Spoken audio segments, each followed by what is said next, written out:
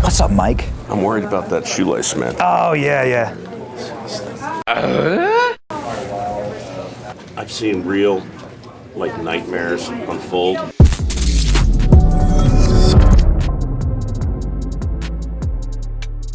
Such an honor to have you on the program, Mike. And we really appreciate you being here. Dirty Jobs is one of my all-time favorite shows, and I feel like, by extension, just a little bit, we do a dirty job here, talking about politics day in and day out. And it was a very, very dirty election. There were a lot of dirty tricks, and it's a filthy industry. And I know that you probably cruise and touch the third rails of that industry here and there. Do you think there's anything filthier than manhole cover guy or political consultant? Which is filthier job? They're not even adjacent. You know, the way I think of it is there are two levels of vocational grime. There's the kind that you can correct with a hot shower or two, and there's the kind that no amount of soapy, sudsy hot water will save you from.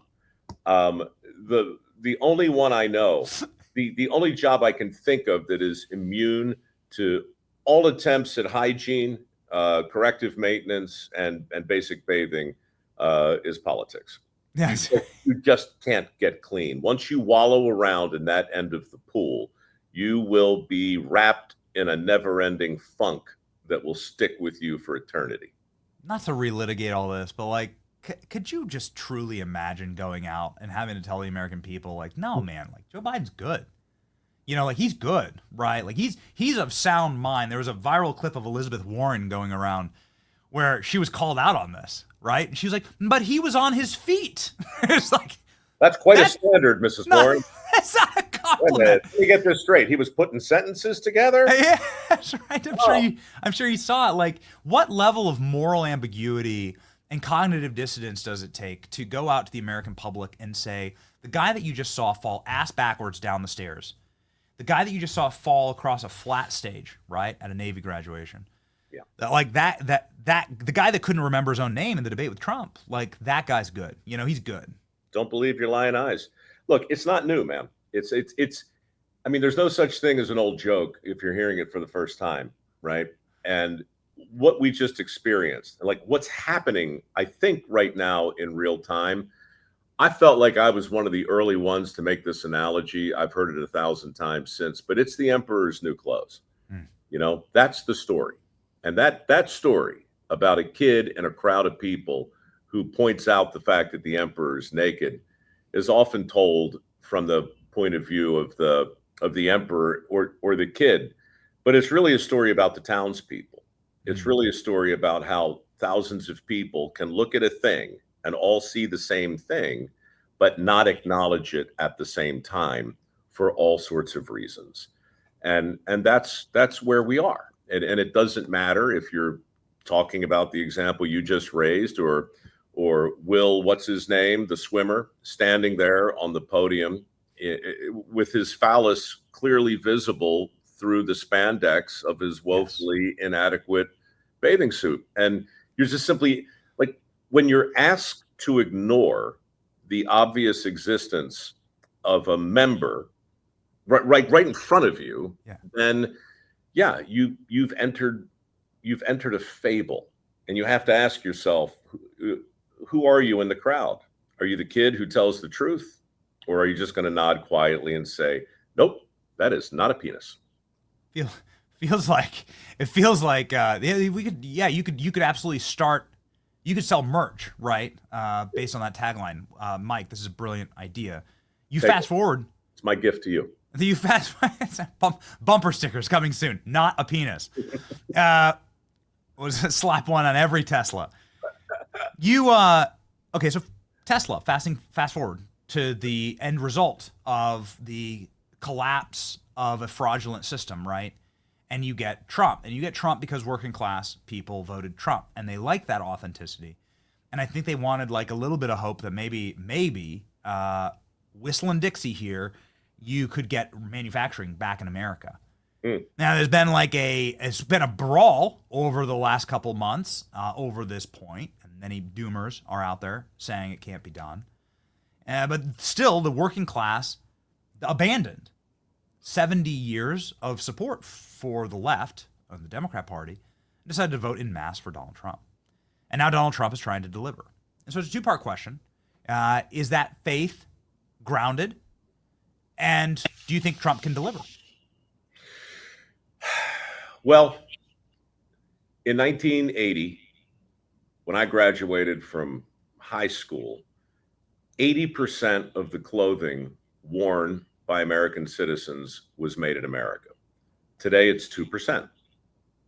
Now, clothing is different than medical supplies, and medical supplies are different than various automotive gadgets in an incredibly complicated supply chain. And I hear a lot of economists spending a lot of time. Frankly, I haven't met an economist that believes tariffs are a good idea in general, either short or midterm. But economists have to argue from the perspective that the economy is the most important thing in the room all the time. And I think part of what's going on, Benny, honestly, is that we're having two different conversations. People are disagreeing about the likelihood of a resurgence in manufacturing based on a tariff strategy for economic reasons. And then there's another group of people who are saying, well, wait a minute, is there ever a time in our history when something is more important than the economy? And the answer, of course, is yes. Not often, but yes. I mean, in 1870, a lot of smart people were saying, you can't outlaw slavery, dude. Come on. You have any idea what that'll do to the economy? And it was a valid argument, economically speaking. But there eventually became a moment where we said, okay, look, there might be something more important to the country than our economy regarding this issue. I think that's happening here.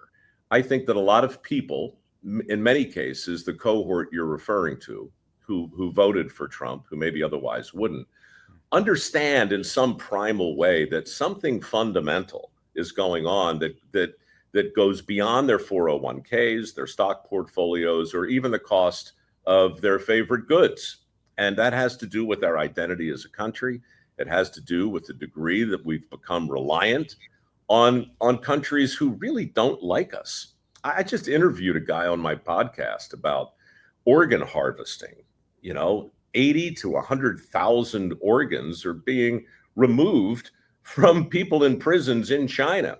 They build hospitals next to the prisons, Benny. You can schedule a heart transplant, right? No one wants to really talk about it. No one really wants to talk about the Uyghurs. You can see people getting escorted out of an NFL or an NBA game because they're holding a sign that says Google Uyghurs. And right, that can't happen. So sorry for the rant, but fundamental to your question is this other set of circumstances that's informing the entire conversation that economists aren't talking about. Who are we as a people? How reliant do we want to be on companies or countries who hate us? And can we reinvigorate manufacturing? And if we do, what will that mean for our identity? I think those questions, deserve answers.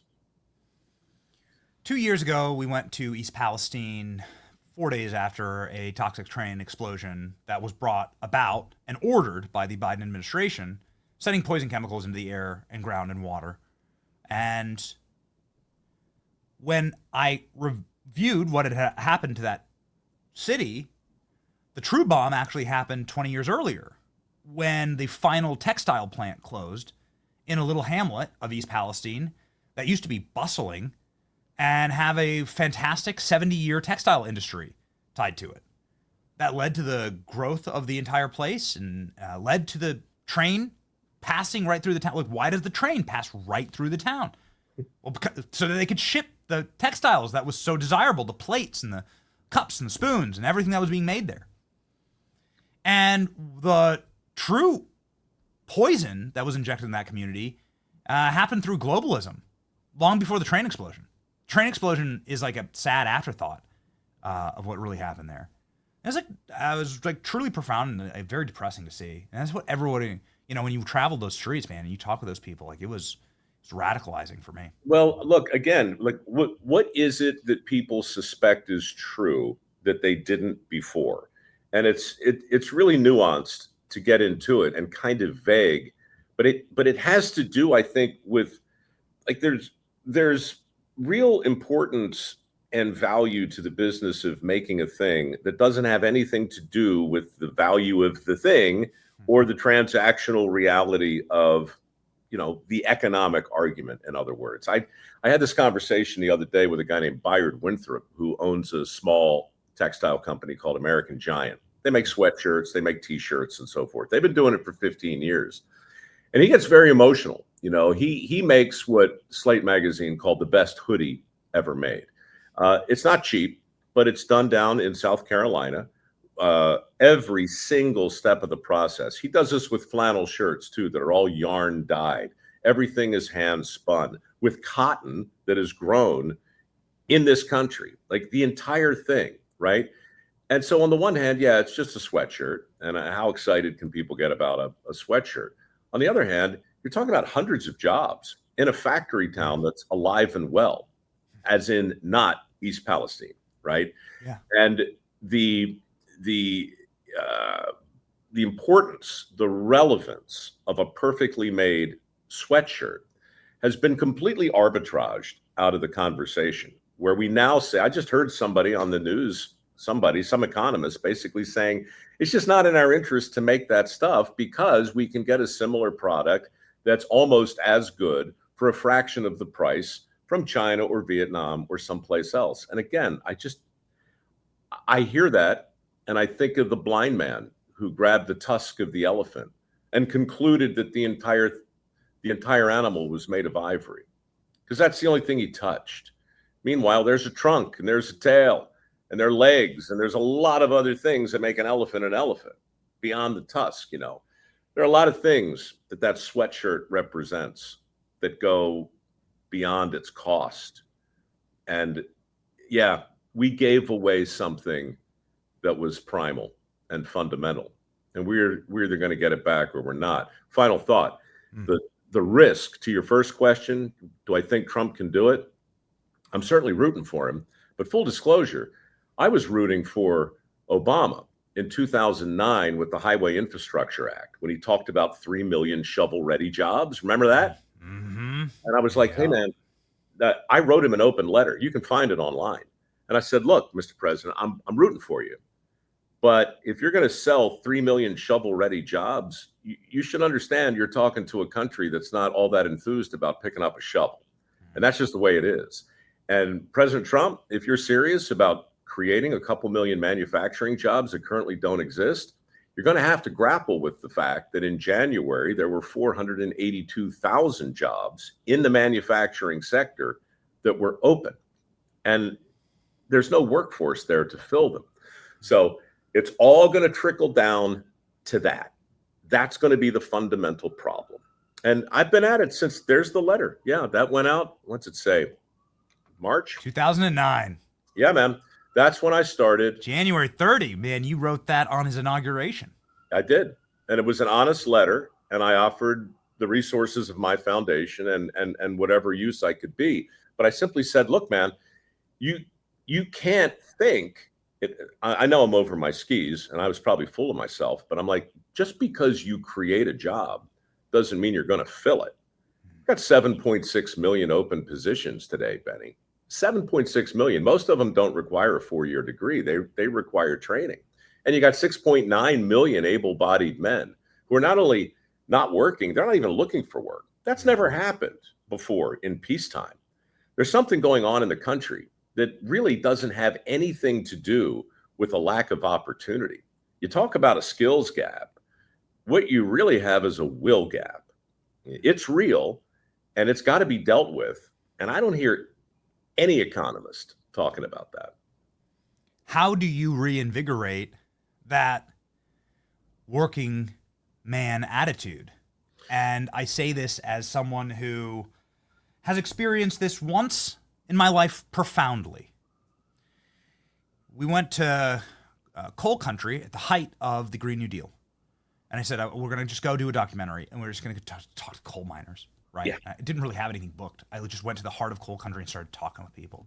Got invited into homes, got invited into factories, got down into the mine, right? Put it all together in a documentary. Is 4 years ago. To like humanize these people, like who are they?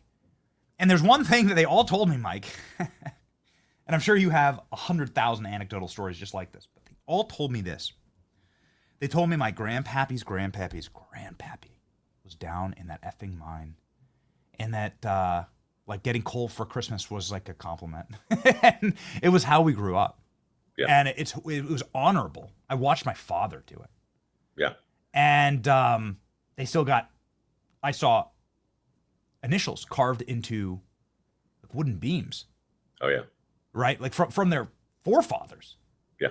I was like, yeah, man, not only are you, to kill this industry, not only would you be obviously killing something that we need, fossil fuel, like coal burning power plants, every electric car is actually a coal burning car because that's where all the power comes from. But more importantly, you'd be destroying family tree. You'd be like destroying a legacy of like human dignity here. It'd be like it would almost be a crime against humanity, which is how I put it. Way back in the day when we did this project. Well, it's a crime against identity. It's a crime against a man's identity, a family's identity, a generation's identity, a town's identity, and ultimately a country's identity. If you just strip away every single thing from that job, except for some component part, it's like trying to talk about beauty. Like, what makes that beautiful woman beautiful? Like, are you really going to talk about lips and eyes and structure and hips and legs? It's like, wait a minute. It's like it's beauty is greater than the sum of its parts, and so is a job. And that documentary you worked on was very different from Dirty Jobs in format, but it was identical in purpose. My whole reason for doing Dirty Jobs was to give miners and farmers primarily a chance to make a case for their vocation in a totally unscripted way that never involved a second take. And that show has been on the air every single day for 22 years. We did 350 of those things. And it wasn't just about mines. It was that's me at a place called Ebonex, by the way. Sure, looks like a coal mine. No, you know what that is? That's bone black. That's a ancient process of charring buffalo bones that Indians used to do on the high plains. They would use the black powder. It's almost like a gypsum for all kinds of different applications. Today, it's a big part of women's makeup, and it's a big part of like virtually every lubricant has some measure of bone black in it. But I'm so sorry, Mike. I apologize. You are going to get canceled after this for doing blackface. I realize that, but listen, I didn't mean to do this to you, Bal, but look. Well, as long as we're going there, have your producer Google micro. Let's see, Strumpf charcoal.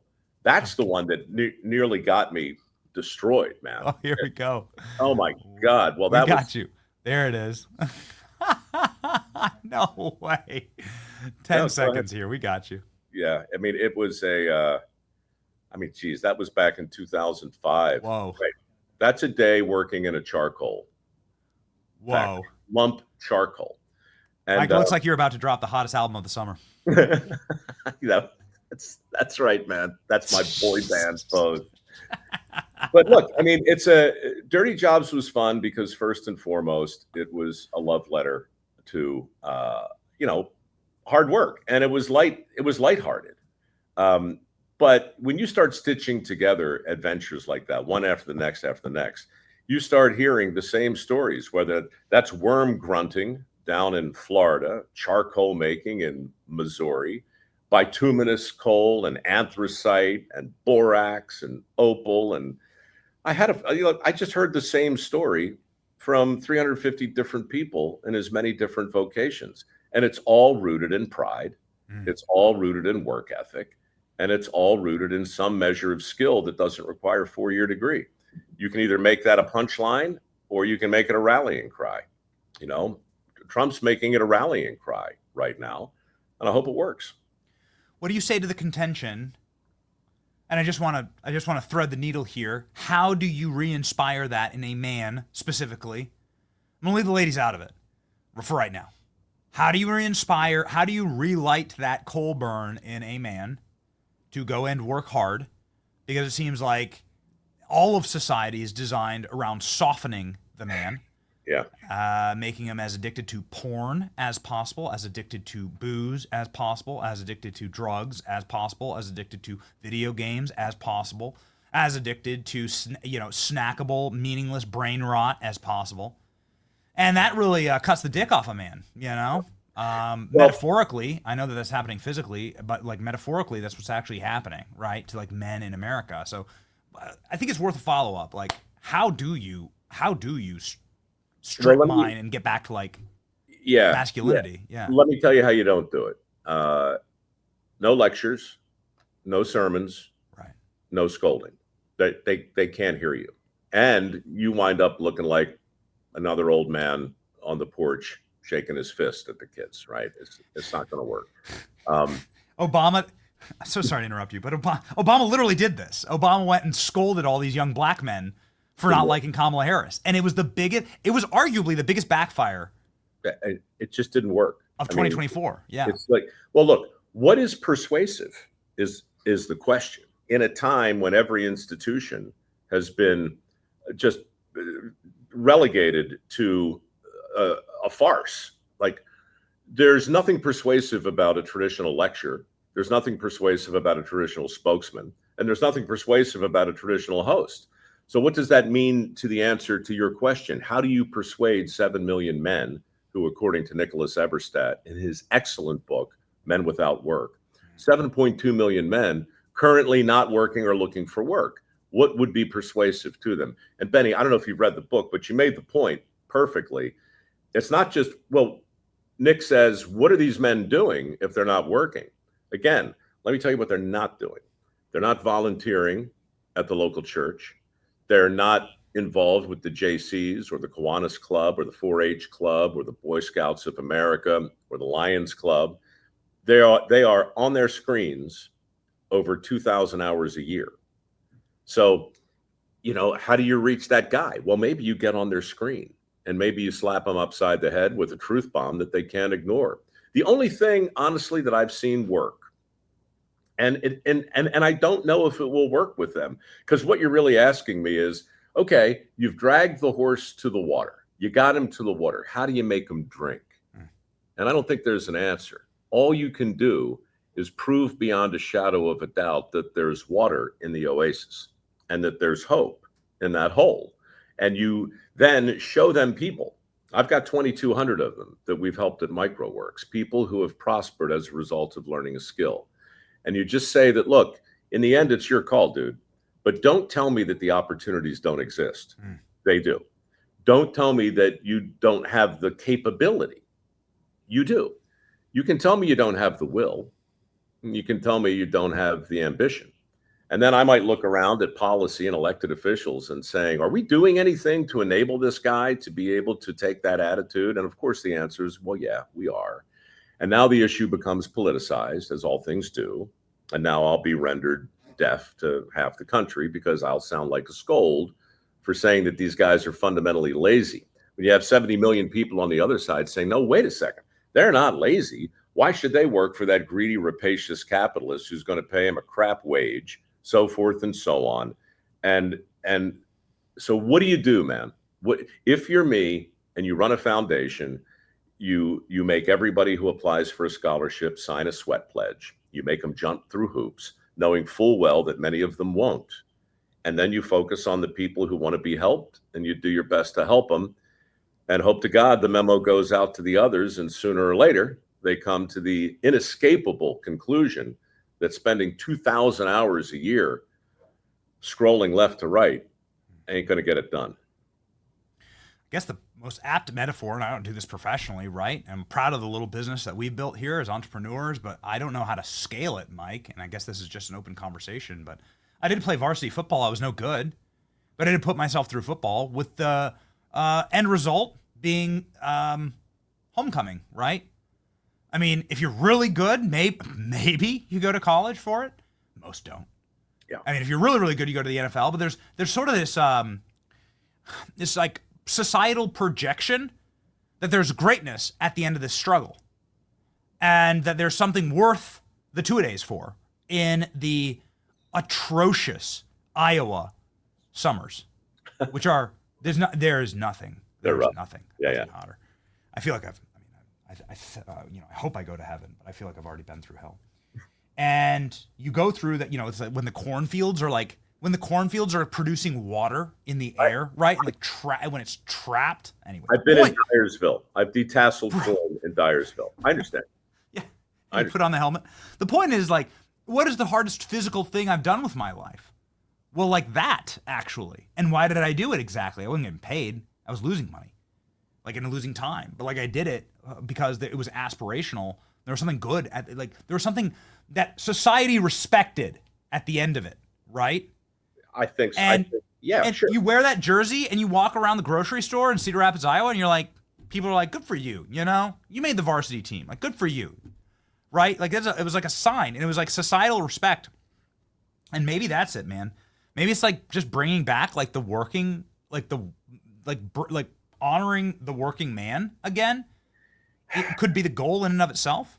Well, that is the goal. And I think what you're really saying is and this is the other part of what I try to do at MicroWorks, and shameless plug in case I forget, but we're giving away $3 million this month in work ethic scholarships, and the enrollment period will be done in a week. So if you want some, go get it. But aside from that, life gets a lot easier if people are properly gobsmacked by the miracle of illumination when they flip the switch. And life becomes a lot simpler when they flush the toilet and the crap goes away and they go, my God, that's a freaking miracle. And if the 330 million people who live here have a genuine appreciation for the miracle of 1.5% of the population, that's the farmers, feeding us 3 times a day, day after day after day. If we're not blown away by that, then why in the hell would anybody get in the farming business? If we're not blown away by what our skilled tradespeople do, it's a heck of a lot harder to inspire the next generation of skilled tradespeople. So that level of gratitude, that is super important. And I try with the shows I work on, Dirty Jobs, and Somebody's Got to Do It, and now People You Should Know. They're all attempts to tap the country on the shoulder and say, hey, what about him? What about her? Get a load of that. And if you're not blown away by that, or if you're not even interested in it, I can't help you.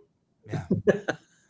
I think it's a longer conversation than we have time for now, but man, I think it's something pernicious in culture that decided that the man was going to go from like Leave It to Beaver's dad to Homer Simpson and Peter Griffin.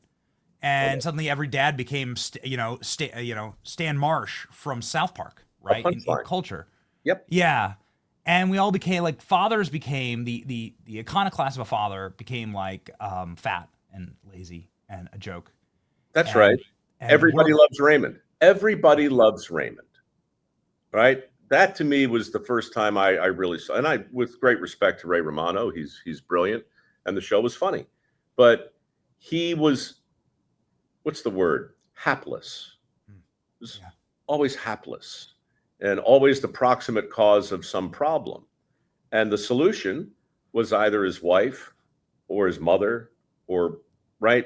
Right. Of course. It was very rarely him. And I don't want to make too big a deal of it. It's just a sitcom. But if you believe that a war has been waged on work, as I do, and if you think an attendant skirmish is a war on traditional values of masculinity and fatherhood, as I also do, then part of the evidence that demands a verdict are the shows you're talking about. And it's in our advertising, right? I mean, a plumber in many people's minds is still a 300-pound dude with a giant butt crack, Yeah. That's just the way it is, because it's like. And now we call that a feminist. Times change, but the work doesn't. The work still needs to be done. Now we call that a trans activist. There you go. Nice work if you can get it. All right. I want to talk about this new channel and the new show, but I want to do it as like I want to do it with a hook here about my final the most annoying and infuriating thing that I heard actually in LA when we were doing interviews on the street. And we just got back. And the libs that we would talk to in Santa Monica were like, I was asking them about Trump's immigration policies. And I kept hearing this dude, and I cannot believe it. Who's going to pick our fruit? Like, I kept hearing it. And, you don't just hear it as we set up the B-roll for this, like, project that we're doing. You don't just hear it from the libs on the street. You can hear it from the highest echelons of the Democrat Party, right? If we deport all of the usury labor, right, the exploitative slave labor, sure, then no American will ever do the job. I just don't know how you don't. I mean, it's such an obvious link. Who's going to pick our fruit in 2025 is no different than who's going to pick our cotton in 1860. It's the same goddamn question. Pardon me, but it's the same question. The degree to which that guy's a slave, or that's an indentured servant, or that's an alien who were, right? All of those things require us to stick our head in the sand and be okay with the fact that the clothes we're wearing were made possible by a workforce that has been horribly misused. You're either okay with it or you're not. My office is in Santa Monica. I don't get there much, but I know exactly where you were, and I know exactly the people you were talking to. But you don't have to go there to hear that sentiment. You can hear it on the streets of DC. You can hear it anywhere, because people have enough understanding to know that their bread's being buttered someplace else. They just really don't want to know. They really don't want to see the Chinese doing the organ harvesting, right?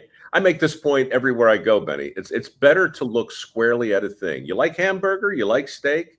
Go to a slaughterhouse. I did. I still eat hamburger and steak, but I think you owe it to the animal. Are you really in favor of capital punishment? Watch a hanging. Watch an electrocution. I have, and I still favor it, but I'll tell you, it makes you a lot less glib, right? Fill in the blank. I don't care. Abortion, slavery, whatever it is. Those kids you were talking to in Santa Monica, they're not looking squarely at the thing. And they're also sure as hell not interested in picking their own fruit. I be perfectly honest with you, Mike. I'm not sure they had the physical power to pluck an orange off a tree. I don't think they could, physically bend over and pull a melon out of a field, right? And then do like a medicine ball routine, like you see here. Yeah. I don't think they could actually. I'm not sure they could have done it. Well, I tell you, it kicked my ass, and my real job on Dirty Jobs was truly to try my best. I don't care if you're humping melons or detasseling corn or picking fruit or pollinating date palms or whatever it is. And I mean, to be honest, I thought for a while I was going to play it up. I thought for a while, well, I'm going to make this look slightly harder than it is, whatever it is, in order to create the disparity that I wanted to between a trained, experienced worker and myself. I didn't have to. My butt got kicked. I was basically the before photo in every working construct. It was like, this is what an apprentice looks like who's doing his best, and this is what a pro looks like. And that's what the viewer gets to see, and they can assign whatever meaning they want to that. So you just likened what's happening right now with exploitative criminal alien labor to slavery. And if you follow that to its logical conclusion, then we should ban that labor because it is immoral and against human dignity itself. Do you agree with that? I believe before we ban it, we should show it. We should make it clear that people understand exactly how the machine works. For instance, I know in Australia, I was down there years ago, and I was stunned by a commercial I saw whose purpose was to discourage drunk driving. We have commercials that do that, but in Australia, they're 2 minutes long. They're miniature movies, and they are heart-wrenching. They're bloodbaths. You meet the kid who got drunk, who killed the girl on the way home. You meet the family. You go to the court. It's like when you're done watching that commercial, you're simply not going to drink and get in a car. Same thing with smoking. I mean, they'll take diseased lungs out of a cadaver and hold them up to the camera to show you what smoking does. We won't do that in this country, right? So I'm not going to mouth off and say, yes, we should ban this type of labor. I'm saying, let's have a conversation about who's buttering our bread and what it looks like and what we're paying for. Let's really understand it. Mostly, I'm saying, let's do it with China. I mean, people ought to know about the Uyghur thing. They really ought to know. They ought to know about the organ harvesting that's going on. And then they can decide if they want to be in business with them. But until you see that, what do you know? You don't know anything. You walk around saying questions like, well, who's going to pick our cotton? Who's going to pick our fruit? You know, how are we going to get through the day? So that's just going la, la, la, hands over the ears, stick your head back in the sand. You don't want to know. You're blissfully ignorant. Sounds like a perfect episode for People You Should Know, your new show on your YouTube channel. Oh, thank you for that. Look, if Dirty Jobs was a rumination on work, People You Should Know is just a rumination on the neighbors you wish you had.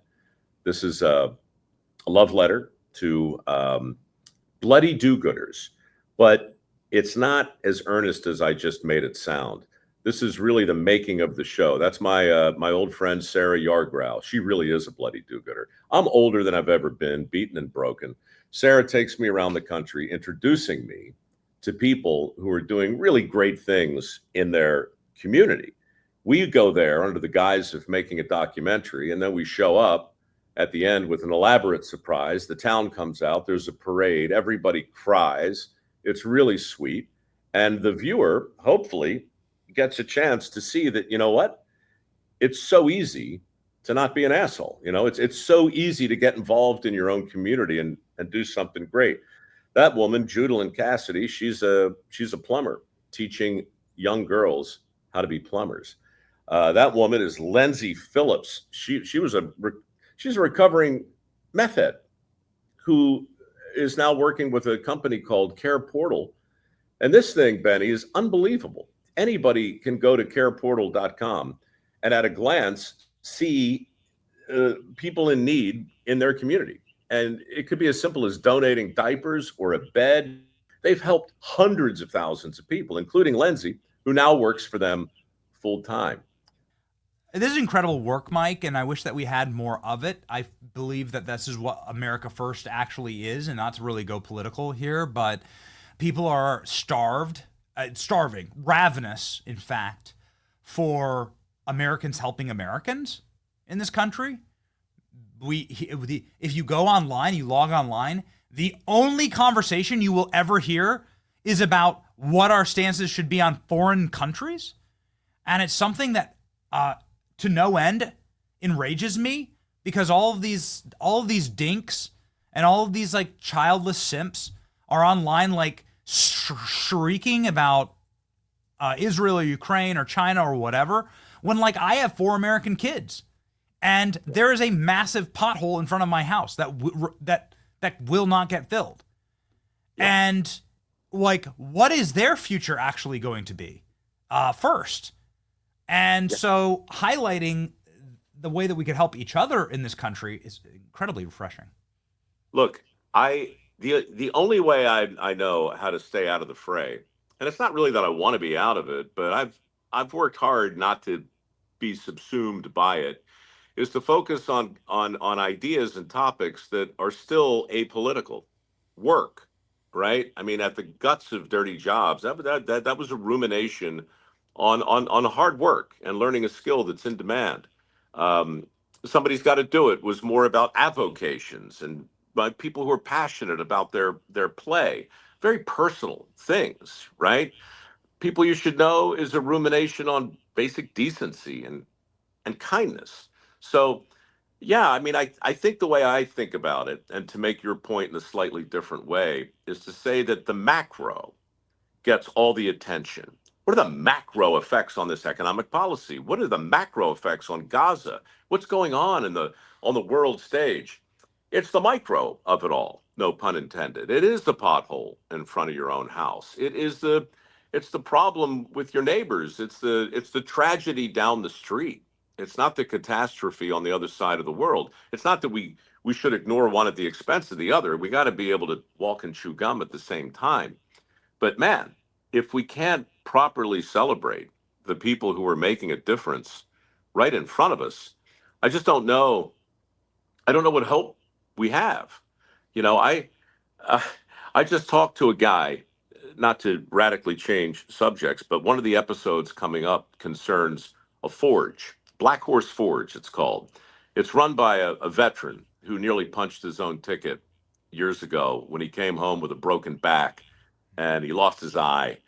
This guy was an interior designer before the war. And rather than kill himself, he decided to start making knives and bending metal, worked on a forge.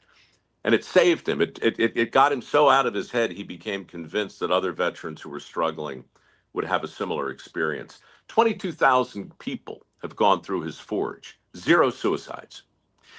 It's one of the greatest success stories I've ever seen in this whole PTSD debacle. And what a privilege to tell his story. You know, I can't wait to share that next month. I mean, I know I sound ridiculously earnest, but look, people are at each other's throats. And I think part of my job, if I have one, is to put people out there who are unassailably decent and something that both sides can look at and go, yeah, I wish he was my neighbor. Well, Mike, I know that you're in New York right now. I hope you don't have to be there for long. Same with Santa Monica. But man, I'm telling you, when we met in D.C., I was about to do an interview with Pam Bondi, and I had an untied shoe. And Mike got down and tied my shoe. I have it on camera. Oh my I have God. it here, and I have the proof. I have the proof of it. So this is the dirtiest, probably the dirtiest job possible. And it got these got the dad vibe here with the New Balances, and there it is. So I have proof that you're very lucky if you have Mike Rowe as a neighbor. I have to confess something, Benny. I didn't realize that was you. You know what? That's okay. I like low-key racism around here. Doughy white guys are all kind of the same. We all kind of look the same. I get it. I've watched the original Peter Pan. I show it to my kids. I like it. All right? Like that was back when a Disney movie meant it was a Disney movie. Okay? That gets a green light around here. Well, do me a favor. If that's the kind of content your family's in, check out the old Mary Poppins and play the slow motion part when she slides up a banister. It'll change your world. Mary's poppin', Mike. That's right. It gets I think you got it. Yeah. Let's go back to the old ways. All right. When in doubt, people, if you're not sure what to do, you just every now and then you drop to your knees and you tie your neighbor's shoe if he needs it. And if that neighbor turns out to be Benny and he's got a show or whatever the hell this is, next thing you know, you'll be talking about it 2 months later. It all comes together. You know, we can't all slide up banisters, but damn it, we all can take the time to lace up an overpriced New Balance and count our blessings. There you go. I look forward to your hottest track of the summer, Mike. Good luck.